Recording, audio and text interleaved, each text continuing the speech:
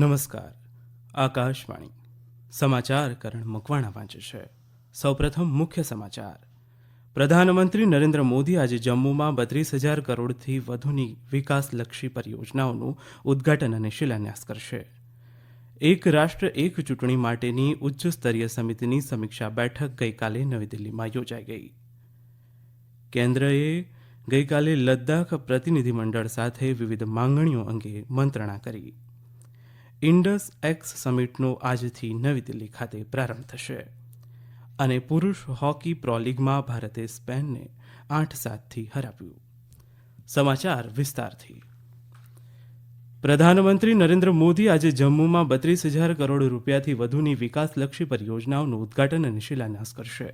પ્રધાનમંત્રી સાંબા જિલ્લામાં એઇમ્સ, વિજયપુર રિયાસી જિલ્લામાં ચેનાબ નદી પરનો સૌથી ઊંચો રેલવે પુલ, દેવિકા કાયાકલ્પ project, Shahpur Kandi project, IIM Jammu સહિત હજારો કરોડના ખર્ચે વિવિધ પરિયોજનાઓનું ઉદ્ઘાટન કરશે.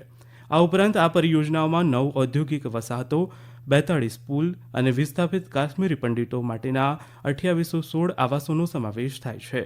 શ્રી મોદી સ્થાનિક સરકાર દ્વારા ભરતી કરાયેલા યુવાનોને નિમણૂક પત્ર સોંપશે.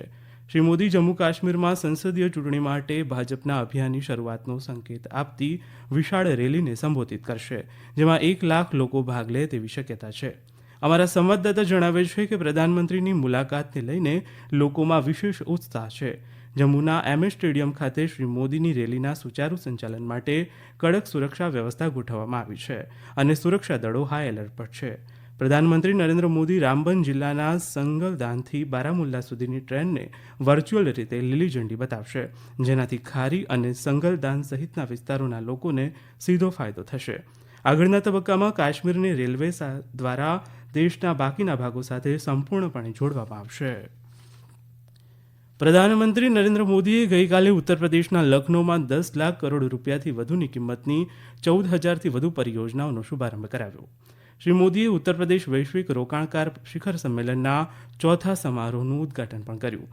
આ પ્રસંગે બોલતા તેમણે કહ્યું કે ડબલ એન્જિન સરકાર વિકાસ અને વિશ્વાસના પથ પર આગળ વધી રહી છે. તેમણે ભારપૂર્વક જણાવ્યું હતું કે આજનું સંગઠન એ વિકસિત ઉત્તર પ્રદેશના વિકાસ દ્વારા વિકસિત ભારતના સંકલ્પ તરફ એક પગલું છે. રાષ્ટ્રપતિ દ્રૌપદી મુર્મુએ કહ્યું છે કે અંદામાન અને નિકોબાર ટાપુઓ ભારતને દક્ષિણ અને દક્ષિણ પૂર્વ એશિયાના દેશો સાથે જોડવામાં વિશેષ ભૌગોલિક મહત્વ ધરાવે છે અને વ્યૂહાત્મક દ્રષ્ટિકોણથી મહત્વપૂર્ણ છે. સુશ્રી મુર્મુએ પોર્ટ બ્લેયરમાં doctor BR Ambedkar institute of technology ખાતે અંદામાન અને નિકોબાર વહીવટીતંત્ર દ્વારા તેમના સન્માનમાં આયોજિત એક નાગરિક સત્કાર સમારંભમાં સંબોધન કરતા આ મુજબ જણાવ્યું હતું. રાષ્ટ્રપતિએ કહ્યું કે અંદામાન અને નિકોબાર ટાપુઓ ભારતની એક્ટ ઈસ્ટ પોલિસીનો મુખ્ય ઘટક છે. વીર સાવરકર એરપોર્ટનું નવું ટર્મિનલ પણ બનાવવામાં આવ્યું છે, જેનાથી પર્યટનના સતત વિકાસથી રોજગારમાં વધારો થશે અને યુવાનોને તેમની પ્રગતિ માટે નવી તકો મળશે. રાષ્ટ્રપતિ મુર્મુએ જણાવ્યું કે અંદામાન અને નિકોબાર ટાપુઓની આસપાસનો વિશિષ્ટ આર્થિક ક્ષેત્ર એ દેશના આ ક્ષેત્રનો લગભગ 30% હિસ્સો ધરાવે છે. તેમણે અંદામાન અને નિકોબાર ટાપુઓના સ્વચ્છ પર્યાવરણ જાળવણીની જરૂરિયાત પર ભાર મૂક્યો હતો. સુશ્રી મુર્મુએ પોર્ટ બ્લેયર ખાતે રાષ્ટ્રપતિએ શહીદ સ્તંભ પર પુષ્પાંજલિ અર્પણ કરી હતી અને સેલ્યુલર જેલ સંકુલ અને મ્યુઝિયમની મુલાકાત લીધી હતી. એક રાષ્ટ્ર એક ચૂંટણી પરની પૂર્વ રાષ્ટ્રપતિ રામનાથ કોવિંદની અધ્યક્ષતામાં ઉચ્ચસ્તરીય સમિતિની સમીક્ષા બેઠક ગઈકાલે નવી દિલ્હીમાં યોજાઈ ગઈ. બેઠકમાં એક સાથે ચૂંટણી યોજવા સંબંધિત અત્યાર સુધીની કામગીરીની પ્રગતિ અંગે ચર્ચા કરવામાં આવી હતી. ગૃહમંત્રી અમિત શાહ, 15મા નાણાપંચના અધ્યક્ષ NK સિંહ સહિતના લોકોએ આ બેઠકમાં હાજરી આપી હતી.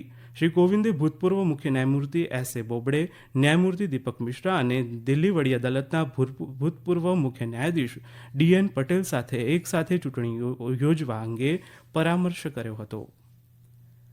ગૃહ રાજ્યમંત્રી નિત્યાનંદ રાયની અધ્યક્ષતામાં ગૃહ મંત્રાલયની લદ્દાખ પરની ઉચ્ચસ્તરીય સમિતિની બેઠક ગઈકાલે નવી દિલ્હીમાં યોજાઈ ગઈ.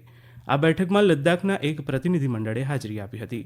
સ્થાનિક લોકોની જમીન રોજગાર અને સાંસ્કૃતિક ઓળખના રક્ષણ માટે બંધારણની 6ઠ્ઠી અનુસૂચિને લાગુ કરવાની માંગને ધ્યાનમાં રાખીને આ બેઠક ખૂબ જ મહત્વપૂર્ણ છે. ઉલ્લેખનીય છે કે ગત ડિસેમ્બરમાં યોજાયેલી સમિતિની છેલ્લી બેઠકમાં શ્રી રાયે કહ્યું હતું કે સરકાર લદ્દાખમાં વિકાસની ગતિ વધારવા અને સ્થાનિક લોકોની આકાંક્ષાઓને પૂર્ણ કરવા પ્રતિબદ્ધ છે.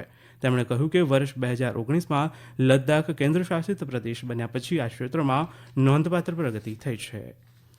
આ સમાચાર આપ આકાશવાણી પરથી સાંભળી રહ્યા છો. ભારત અમેરિકા વચ્ચે સંરક્ષણ ક્ષેત્રે ટેકનોલોજીમાં સહભાગિતા વધારવા અને ઔદ્યોગિક સહયોગને પ્રોત્સાહન આપવા આજથી નવી દિલ્હી ખાતે India US defence acceleration ecosystem INDUS-X summit યોજાશે. બંને દેશો વચ્ચે સંરક્ષણ ક્ષેત્રે નાવીન્યમાં સહયોગી પ્રયાસો માટે આ સમિટ મહત્વપૂર્ણ બની રહેશે.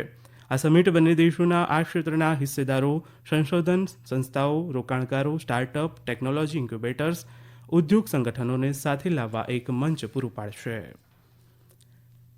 પશ્ચિમ બંગાળના રાજ્યપાલ ડોક્ટર સીવી આનંદ બોઝે સંદેશ ખાલીમાં સ્થિતિ સામાન્ય કરવા અને આ વિસ્તારની મહિલાઓને સુરક્ષા પ્રદાન કરવાના ઉદ્દેશથી રાજભવન ખાતે એક શાંતિ ખંડ શરૂ કર્યો છે. તેમણે કહ્યું કે સંદેશ ખાલીની કોઈપણ મહિલાને અસુરક્ષિત લાગે તો તે રાજભવનમાં આવીને રહી શકે છે. આ માટે રાજભવનમાં અલગથી વ્યવસ્થા કરવામાં આવી છે. તેમણે કહ્યું કે તેઓ કાયદાનું પાલન થાય તે માટે સરકારે લીધેલા પગલાંની તપાસ કરશે. તેમણે સામાન્ય લોકો અને તમામ રાજકીય પક્ષોને અપીલ કરી કે તેઓ આગળ આવે અને સંદેશ ખાલીની પરિસ્થિતિનો ઉકેલ શોધે. પુરુષ હોકી પ્રો લીગમાં ભારતીય ટીમે બિરસા મુંડા હોકી સ્ટેડિયમ ખાતે પેનલ્ટી શૂટઆઉટ દ્વારા સ્પેનને 8-7થી હરાવ્યું છે. શરૂઆતમાં બંને ટીમો 2-2થી બરાબરી પર હતી. પહેલી મિનિટે જર્મનપ્રીત સિંઘે અને 35મી મિનિટે અભિષેકે ભારત માટે ગોલ કર્યા હતા. પેનલ્ટી શૂટઆઉટ અને બંને ટીમો 7-7થી બરાબરી પર હોવાથી સ્પર્ધા રોમાંચક બની હતી. ત્યારબાદ લલિત કુમાર ઉપાધ્યાયે એક ગોલ કરતા ભારતીય ટીમનો વિજય થયો હતો. ખેલો ઇન્ડિયા યુનિવર્સિટી ગેમ્સ અષ્ટલક્ષ્મીમાં કબડ્ડી, બાસ્કેટબોલમાં પુરુષ અને મહિલા બંને શ્રેણીની સેમીફાઇનલ મેચ આજે ગુવાહાટીમાં યોજાશે. આ ઉપરાંત ગુવાહાટીમાં વિવિધ સ્થળોએ ટેનિસ, ટેબલ ટેનિસ, સ્વિમિંગ, પુરુષોની અંડર-25 હોકી અને શૂટિંગ સ્પર્ધા પણ યોજાશે, જેમાં 213 યુનિવર્સિટીઓ ભાગ લેશે. આ રમતોત્સવનો ગઈકાલે ગુવાહાટીમાં ઔપચારિક પ્રારંભ થયો છે. ઉદ્ઘાટન સમારોહમાં પ્રધાનમંત્રી નરેન્દ્ર મોદીએ એક વિશેષ વિડીયો સંદેશના માધ્યમથી તમામ ખેલાડીઓને સંપૂર્ણ ઉત્સાહ સાથે રમવા જણાવ્યું છે. તેમણે કહ્યું કે દેશના વિવિધ ભાગોમાં યોજાતી ખેલો ઇન્ડિયા ગેમ્સ દ્વારા યુવાનોને વધુને વધુ તકો મળી રહી છે. તેમણે કહ્યું કે ઉત્તર પૂર્વે ઘણા શ્રેષ્ઠ ખેલાડીઓ દેશને આપ્યા છે. કેળાના ઉત્પાદન માટે પ્રખ્યાત શહેર મધ્યપ્રદેશના બુરહાનપુરમાં આજથી બનાના ફેસ્ટિવલનું આયોજન કરવામાં આવ્યું છે. જિલ્લા વહીવટી તંત્ર અને અન્ય વિભાગોના સહયોગથી આ 2 દિવસીય મહોત્સવનું આયોજન કરવામાં આવ્યું છે.